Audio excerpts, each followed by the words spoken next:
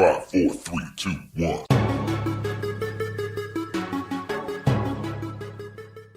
What's up, everybody? Welcome back to another episode of Offer on the Table. Once again, I'm Adam. With me is John. How you doing, John? I'm doing good. How about you? Pretty good. Let's get it started. Here's the rundown how the show's going to work. Every episode, we have a few topics that are current in the NBA, and those will be our topics of discussion. Today, jam-packed episode, starting off strong with some breaking news. Carmelo Anthony traded from the Rockets to the Bulls. He's getting waived, getting interest from some teams as a free agent. Not really sure why, but we'll talk about that. Oh, God. Second on the agenda, Victor Oladipo. Really sad to see the season-ending injury, non-contact issue, but ruptured quad tendon, I believe, is what's going on. Something in his legs. We'll talk about what that means for the Pacers and more regarding him. Moving on to 3, Mike Conley and Marc Gasol, cornerstones of the Grizzlies franchise and everything that they've accomplished. Contenders, really. Well, not this year, but in the past. Both of them on the trade block, talk about possible destinations for them. And finally, a debate that John and I have been having on the side, but we figured that we would put it out there for the fans too. Who's the better offensive superstar? My boy Kevin Durant, or the man who put up 61 by missing 15 threes, James Harden. Okay. All right. I'm not biased. I hope you realize that. Okay. Okay. Carmelo Anthony used to... I mean, you heard those words in, 2008. You're like, damn, that man's a future Hall of Famer. Even 2012, dude, in the playoffs. I mean, yeah, Knicks. no. This is a guy who was just made a name for himself as an offensive weapon. And as of lately, he's been not that. So, traded from the Rockets to the Bulls. They'll pick up his salary, probably pay it out, and he won't play a game in Chicago. That being said, as a free agent, he's back on the market. Teams, if they're interested, they can. Teams that John's been hearing about, the Lakers have expressed some interest, more specifically LeBron James, interested in playing alongside Carmelo Anthony. Once again, not really sure why. But, John, how much of a shot do the Lakers have at acquiring Carmelo Anthony? I think... Okay. But so just not is he worth it, not will he fit in, just do they have a shot? They have huge. Right now, Carmelo Anthony, considering that he will get waived... Trash! Sorry. You good there, or do you need a... No, it was a trash cough, I apologize. Okay.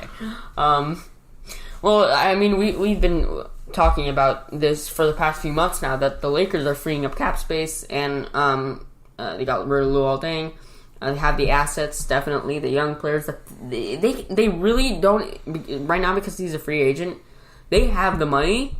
They can move around money. They have a ton of money that they could just go out and get Carmelo Anthony. There's nothing stopping the Lakers, especially with LeBron as the head, to getting Carmelo Anthony when he's a free agent, especially. Because, I mean, the Bulls are planning on waiving him sometime soon. Because the Bulls, that's the last thing they want right now. I mean, we all know they're trying to tank, and Carmelo Anthony would be perfect for that, because he'll do it unintentionally. But they're not trying to pick up his salary. They're trying to keep a young core so they have money. While winning, they have a lot of money to attract other attention. Doesn't look like they want him to stay there. So, I have to say, pre-LeBron James, I think that it would have been a good move for the Lakers. Yeah, but also pre-LeBron James, Carmelo Anthony wasn't as as he is this year. I know he was still bad, but I think that's not where I'm going with this. It's more so, pre-LeBron James, the Lakers were just a really young core group of guys. Julius Randle was growing in his power 4 spot. Brandon Ingram developing in the 3. You had Josh Hart, who was a sharpshooter from downtown. Lonzo Ball, the distributor. A young core group of guys that were really doing a lot. And I would have said, yeah, it's great for them to get Carmelo, have that veteran experience. But now that they have LeBron James, JaVale McGee, Michael Beasley, Lance Stevenson, I think they have a veteran presence, and they don't need another one, especially of a guy who will take 10, 15 shots a game, even when he shouldn't.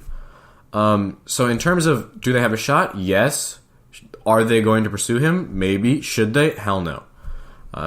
In my mind, it's not worth it at all for the Lakers, no matter how good their odds are of him signing with them. It makes zero sense to me as to what role he fills in for their team. Because, you would have told me last year, well, look, he's a veteran, they need him. Like, okay, yeah, sure. But now LeBron has pieced those veterans together on this team. I don't know how much of it it's LeBron or the GM or what. Like, maybe they have the same thought process that I did, in which case you're like, okay, let's go get some veterans to help mentor these young talents. But at this point, Carmelo's washed up, essentially. I mean, no hate to Melo, but, like, he's not been playing well. I mean, he looks much better on Instagram in the gym than he does on the court, like, in an NBA game. Too bad the offseason isn't the actual season for Carmelo. Yeah, Hoodie Melo. Hoodie Melo's a baller.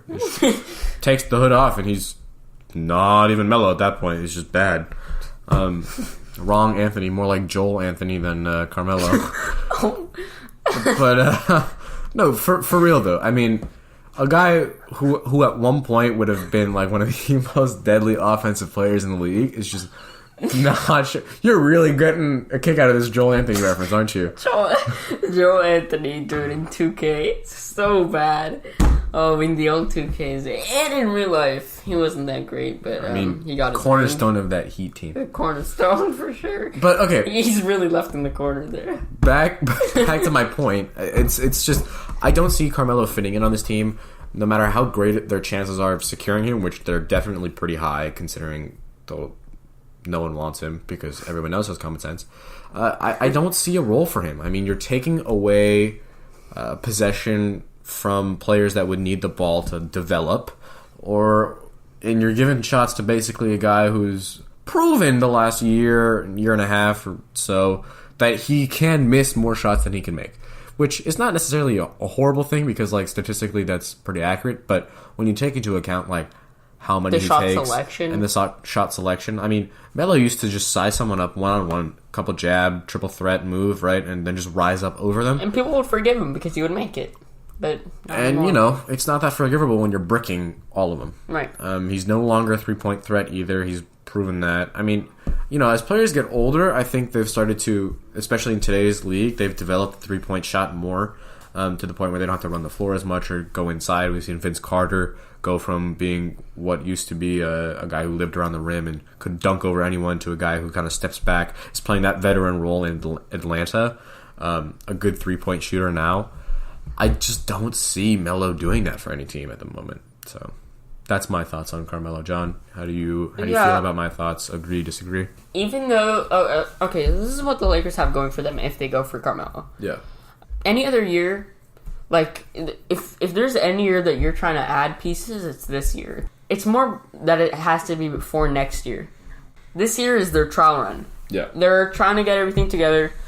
They're trying to make it into the playoffs, trying to make a name for themselves, but they're, nobody's really counting on them to do anything in terms of getting a championship or getting deep in the playoffs. I believe they can do it. Not championship, maybe, but, getting into that at least second round, I think. Like, I think if you get knocked out in the first round with LeBron James, then that really doesn't... Well, you're not getting anyone that offseason. LeBron James, historically, I think he's never lost in the first round. But, I mean, I don't think he's ever been in a conference this stacked before. I mean, obviously you can make the argument that he has, or that there's been better teams in the conference, but I think in overall talent, at pretty much the 1 through 8th seed, there's a superstar or a group of people that are really capable and talented basketball players to the point where, I give credit to LeBron James, he can carry a bunch of scrubs if he needs to, but with the talent that's in the Western Conference now, I just don't see how possible that is because you're looking at an 8th seed or a 7th seed for the Lakers right now. Are you saying that LeBron James and the Lakers are not going to make it past the first round? I don't think so. Because, okay, look. They're out first round. LeBron James out first round. Let's think about this logically. I mean, there is a chance. At best, they pull off some miracle and they get to the 6th seed. Okay, let's break down the top 3 seeds. You've got the Warriors, who are unbelievable, who are pretty much guaranteed to make it to the Western Conference Finals, if not NBA Finals. 2, the Nuggets, who have somehow strung together what's been a miraculous season. Overall, pretty decent team, a lot of depth. And then 3, the Thunder, with Russell Westbrook and Paul George. And right now, I mean, you look at the standings, I don't think... Are the Lakers even in? The Lakers are 9th right now. Oh, okay, so they're pretty much guaranteed 7 or 8. Because I don't think they're pushing out the Spurs. The Rockets are doing something crazy with James Harden. The Clippers are going to fall apart, I think, by the end of the season. But that's my point. Even if the Lakers squeak in, look who they're playing first round. Oh, God. You're taking on Curry, Durant, Thompson, Draymond Green, and, who's that guy that just came back? DeMarcus f***ing Cousins. So, regardless of whether the Lakers can somehow get Carmelo Anthony the savior and even pull out a miracle, I think best case scenario, they win one game at home and then lose. Okay, there's still a lot of time left. There is no way in hell if they play the Lakers that they get past. If they play the Warriors, there's no way they get past them. There's just not a chance. Meanwhile, on our screens, the standings are open, and I see that the worst team in the NBA, the Cavaliers, sitting nice and pretty at 9-41. That's an unbelievably stacked roster, and there's really nothing we can say about that. I mean, Colin Sexton. Actually, I give credit to Colin Sexton. He's it's not his fault. He has the potential. He could be really good, but when you surround him with people who have been cut from every other NBA team, that's when you get the Cleveland Cavaliers, and you get a stunning record. But I think I've bashed the Lakers. I think we've talked about them enough. Yeah. So we're gonna move on to Victor Oladipo. Just from us at Offer on the Table, if Victor Oladipo somehow got the message, we want to pass it on. We hope you get better soon, and we're really sorry about what happened. I mean, I don't know about you, John. For me, Oladipo is one of the most energizing players in the league. A guy who can flip a switch and just pop off, pretty much hit a shot from anywhere on the court, essentially. One of the most dangerous guys at attacking the rim. Knew how to get his teammates involved too. Most improved last year, I think, or definitely in contention. I really like the player that he's been developing into in Indiana. Got to the Pacers. I think they're the 3 seed, right? With a half game up over the 76ers, who we've considered title contenders since before the season began, especially with the acquisition of Jimmy Butler. But everything that he's done has just been really impressive thus far. So, from us here at Offer on the Table, Oladipo, we hope you get better. Yeah, Adam, you're right. Victor Oladipo, there's no doubt that he is an incredible player. Like I said, in today's climate where he came from being a bench player to just being an outstar. And there's no doubt that being traded to the Indiana Pacers was the best thing that ever happened to him. In his career. I vividly remember us having conversations when that trade went through, and we're like, what is wrong with the Pacers? They just gave away Paul George. For a half-empty bag of chips or something. Yeah, I remember I saw that. It was Oladipo and Sabonis, who both have proven to be great for the Indiana Pacers. Yeah, I mean, if you think about it now, I still think that the Thunder got a better end of the deal. But, that being said, it's not nearly as bad as I thought it was. Because Oladipo's really transformed into a difference maker. Sabonis has done great. He's a guy, glass cleaner-esque. But, we're not here to talk about Sabonis. Oladipo, what do you think that his absence is going to mean for the Pacers? Do you think that they can keep up their 3rd seed? Do you think they start to slip?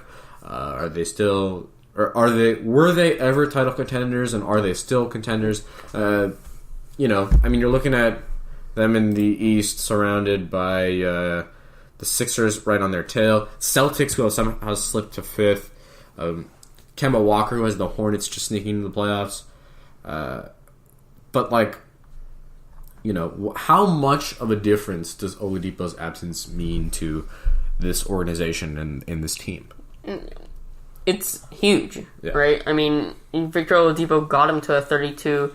I don't remember if they lost the last game, which was the first game that he was absent. He essentially got them to 32 and 15. Yes, he got them to 32 and 15. So the Pacers, in my eyes, were never title contenders to begin with.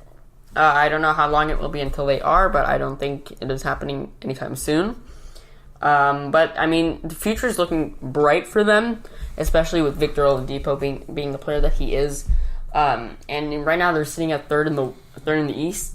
I think they're on their way to the playoffs. I really don't think that the Brooklyn Nets can surpass them, and they're sitting at sixth.